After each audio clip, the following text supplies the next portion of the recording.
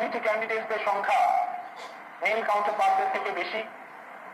1,63,952 candidates in comparison to 98,698 candidates.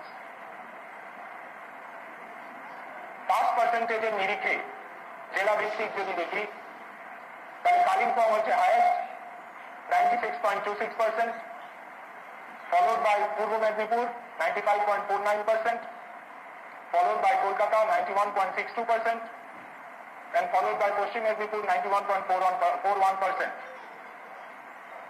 মাধ্যমিকে এবছর পাশের হার